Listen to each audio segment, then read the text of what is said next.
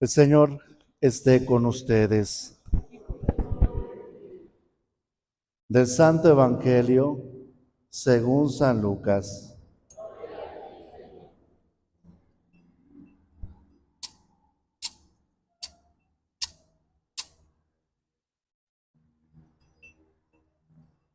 En aquel tiempo, Jesús dijo a los fariseos: había un hombre rico que se vestía de púrpura y telas finas y banqueteaba espléndidamente cada día. Y un mendigo llamado Lázaro yacía en la entrada de su casa, cubierto de llagas y ansiando llenarse con las sobras que caían de la mesa del rico. Y hasta los perros se acercaban a lamerle las llagas. Sucedió pues que murió el mendigo y los ángeles lo llevaron al seno de Abraham. Murió también el rico y lo enterraron. Estaba éste en el lugar de castigo, en medio de tormentos, cuando levantó los ojos y vio a lo lejos a Abraham y a Lázaro junto a él. Entonces gritó: Padre Abraham, ten piedad de mí. Manda a Lázaro que moje en agua la punta de su dedo y me refresque la lengua, porque me torturan estas llamas. Pero Abraham le contestó: Hijo, recuerda que en tu vida recibiste bienes y Lázaro en cambio males. Por eso él goza ahora de consuelo, mientras que tú sufres tormentos. Además, entre ustedes y nosotros se abre un abismo inmenso que nadie puede cruzar, ni hacia allá ni hacia acá. El rico insistió: Te ruego entonces, padre Abraham, que mandes a Lázaro a mi casa, pues me quedan allá 5 hermanos, para que les advierta y no acaben también ellos en este lugar de tormentos. Abraham le dijo: Tienen a Moisés y a los profetas, que los escuchen. Pero el rico replicó: No, padre Abraham, si un muerto va a decírselo, entonces sí se arrepentirán. Abraham repuso: Si no escuchan a Moisés y a los profetas, no harán caso ni aunque resucite un muerto. Palabra del Señor. Tomen asiento, por favor. Celebramos la domínica número 26 de ese tiempo ordinario y se nos presenta este evangelio que la Sagrada Escritura no lo titula así, pero la piedad popular lo llama el evangelio del rico Epulón, aunque si pusimos atención, el rico en el evangelio no tiene nombre, ¿no? Pero la piedad popular así le llama a este evangelio: el rico Epulón y el pobre Lázaro. Epulón viene de una palabra latina que significa banquetear, ¿no? Es decir, malgastar. Cuando muchos de nosotros hacemos una fiesta, gastamos, ¿no? Pero a veces gastamos más de lo que tenemos que gastar, ¿no? Y a veces ese presupuesto que bien lo podemos utilizar en otras cosas, lo estamos gastando en esto, ¿no? Y no con ello quiero decir que estén mal las fiestas, sino más bien lo que está mal, desde luego, es la fuerza desmedida que ocupamos en estas fiestas. Entonces, el evangelio que hoy nos presenta, una mala interpretación podría ser: el rico se condenó por ser rico y el pobre se salvó por ser pobre. No, el rico no se condenó por ser rico, porque hay personas que fruto de su trabajo obtienen algún patrimonio.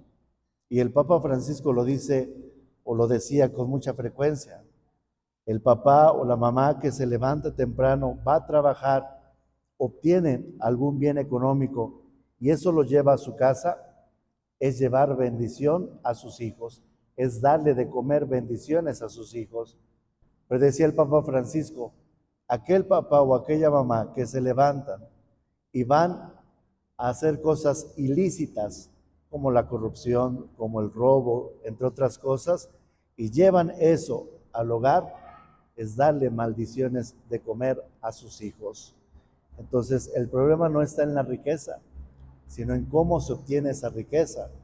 No todos los ricos son, podríamos decir, son ladrones, pero sí todos los ladrones son ricos.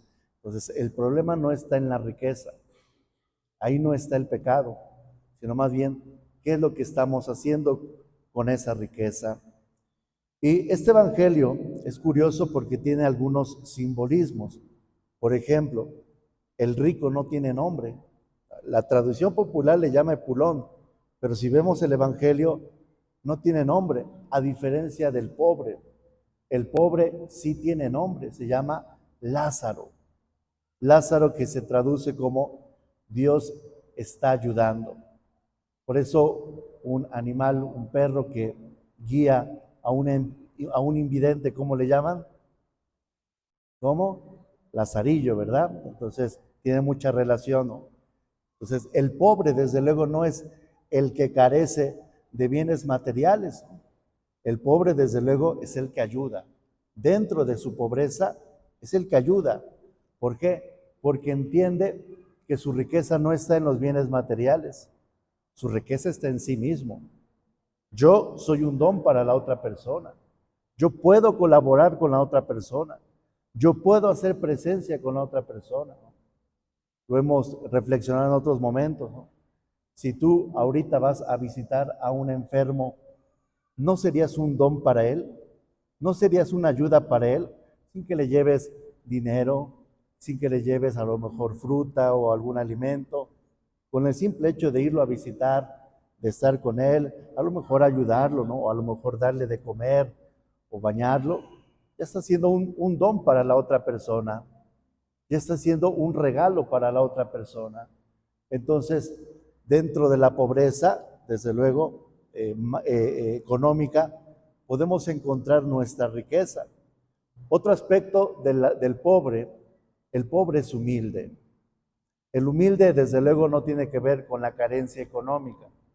El humilde, desde luego, es aquel que sabe quién es, quién soy yo, qué es lo que tengo y lo pone al servicio de los demás. Y vemos cómo el Evangelio nos narra, ¿no? Murió el pobre y dice, los ángeles lo llevaron al seno de Abraham. Pero cuando dice del rico, dice, murió también el rico y lo enterraron. Entonces, el pobre, desde luego, entra a la vida eterna, aunque propiamente en este evangelio, bueno, en ese momento del evangelio, no está abierta la vida eterna, ¿no? ¿Por qué? Porque es Jesús que con su muerte nos abre la vida eterna. Entonces, los judíos entendían, no comprendían el cielo como tal, ¿no? Ellos decían, todos los difuntos se van a un lugar. Y ahí en ese lugar va a llegar un momento donde Dios va a sacar a todos los difuntos y se los va a llevar a la gloria. Y es lo que sucede. Por eso lo rezamos en el credo. Decimos que Jesús descendió a los infiernos con ese. Infierno sin ese es el lugar de tormento. Infiernos con ese, sin ese, perdón, es el lugar de tormento. Infiernos con ese es el lugar de los muertos. Por eso Jesús desciende a los infiernos, porque va por los muertos, ¿no? ¿Sí? Para juzgar a vivos y a muertos, ¿no? Pues va por los muertos para llevárselos a la gloria. Entonces, este rico va a ese lugar, ¿no? Con esa esperanza en que va a venir el Hijo de Dios y lo va a llevar a la vida eterna. Pero el otro dice, lo enterraron, ¿no? No dice lo llevaron al seno de Abraham. Entonces, ¿cuál es el pecado de esta persona? Porque no nos habla que fuera una mala persona moralmente. No nos dice que era un ladrón, no nos dice que era un violador, no nos dice que era un asesino. Simplemente el Evangelio nos dice que era un rico, ¿no? Entonces, ¿cuál es el pecado de esta persona que ocupó el lugar de Dios? El pecado original muchas veces lo entendemos que ya no puede regresar a nosotros. Creemos que por el bautismo, desde luego, se borra el pecado original, pero creemos que ya no puede regresar a nosotros ese pecado original, pero como pecado puede regresar a nosotros. ¿Cuál es el pecado original? El sentirse Dios, el creerse Dios.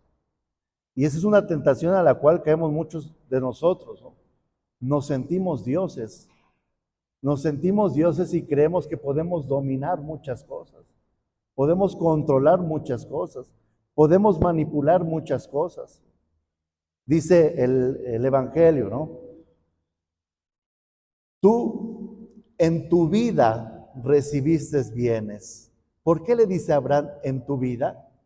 Porque el rico creía que era dueño de su vida, porque se sintió dueño de su vida, porque se sintió dueño de todo lo que tenía. No se sintió administrador, no pensó que tarde o temprano tenía que entregar cuentas. Y es una tentación a la cual podemos caer muchos de nosotros, sentirnos dueños de la vida, ¿no? Es mi vida, es mi familia, son mis hijos, es mi trabajo, todo es mío, ¿no? A veces habría que tener un criterio para comprender ciertas cosas, pero muchas veces lo hacemos como, yo soy el dueño de esto, ¿no? Yo controlo esto. Entonces, el pecado de este rico consiste en eso. Una, que con los bienes materiales no ayudó a la otra persona. Y dos, desde luego, se sintió dueño de su vida, se sintió dueño de todo lo que tenía, por eso malgastaba, dice, banqueteaba todos los días, ¿no? Malgastaba el dinero, pudiéndolo haber invertido en cosas buenas, malgastaba este dinero. Y viene desde luego este diálogo, ¿no? Donde el rico le suplica al padre Abraham que mande desde luego a Lázaro para que advierta a sus hermanos, ¿no? Pero ¿qué es lo que le dice Abraham? Tienen a Moisés, que es la ley, y tienen a los profetas. Hoy podríamos decir, muchos de nosotros tenemos, o todos más bien, tenemos la oportunidad de alcanzar la vida eterna. Tenemos los sacramentos, tenemos la reconciliación, tenemos la Eucaristía, tenemos la palabra de Dios, tenemos el Evangelio, tenemos tantas oportunidades para alcanzar la vida eterna. Pero dice, no, Padre, si un muerto va a decírselo, entonces sí se convertirá, ¿no? Si no hacen caso a Moisés y a los profetas, no harán caso ni aunque resucite un muerto. Y podríamos decir, el muerto ya resucitó. ¿Quién es el muerto? ¿Quién es el muerto? ¿Sí? El muerto ya resucitado. ¿Sí? ¿Y cuántos de nosotros seguimos abrazando una vida de pecado? ¿Cuántos de nosotros le decimos a Dios, dame una señal, dame un mensaje para que yo pueda salir de esto, ¿no? Está la palabra de Dios, están los sacramentos, está desde luego este muerto que ha resucitado, ese Jesús que ha muerto y que ahora ha resucitado. Pero aquí los medios están para llegar a la salvación. Aquí el problema está en que yo no quiero alcanzar la salvación, en que yo no estoy poniendo los medios suficientes para alcanzar la salvación. Yo lo he escuchado muchas veces, ¿no? Y no porque quiero que me lo digan, ¿no? Pero lo he escuchado en algunos padres, hoy el Evangelio me llegó hasta el fondo, ¿no? Hoy el Evangelio me hizo reflexionar, hoy el Evangelio me está ayudando a resolver esta situación complicada de mi vida, ¿no? Y a veces yo me pregunto, ¿no? Si esta persona ha reflexionado a la luz del Evangelio, los demás lo harán, ¿no? O sea, todos irán, en teoría, todos tenemos que salir con una vida o con un corazón iluminado por la palabra de Dios, porque es la misma homilía para todos, son las mismas lecturas para todos, ¿no? No es, los de esta fila van a escuchar únicamente la primera lectura, los de esa fila únicamente el Evangelio, ¿no? Son las lecturas para todos. Pero ¿por qué no causa el mismo efecto en nosotros? Porque muchas veces nosotros no ponemos de nuestra parte. Queremos, desde luego, ahorita que estamos en tiempos de lluvia, ¿no? Queremos colectar un poco de lluvia con una coladera. ¿Cuándo vamos a llenar ese recipiente? Pues nunca. Y a veces así nos presentamos aquí a la iglesia, a la Eucaristía, con un corazón como coladera, ¿no? ¿Cuándo se nos va a quedar ese mensaje? Pues nunca. Pero si yo voy con una cubeta, en el momento de la lluvia, yo saco esta cubeta, es muy probable que se llene. Si yo vengo con esa actitud de una cubeta, ¿no? De venir a recoger, de venir desde luego a escuchar la palabra de Dios para ponerla en práctica, desde luego que va a cambiar mi vida, va a cambiar todo lo que me rodea. Entonces, aquí el problema no está en que Dios no te esté dando los mensajes. Aquí el problema no está en que Dios no te esté ayudando o no te esté bendiciendo.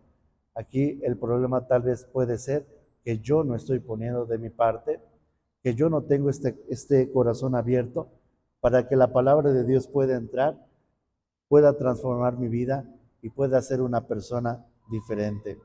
Vamos a pedirle al Señor que nos ayude a escuchar su palabra, ponerla en práctica. Se ponen de pie, por favor.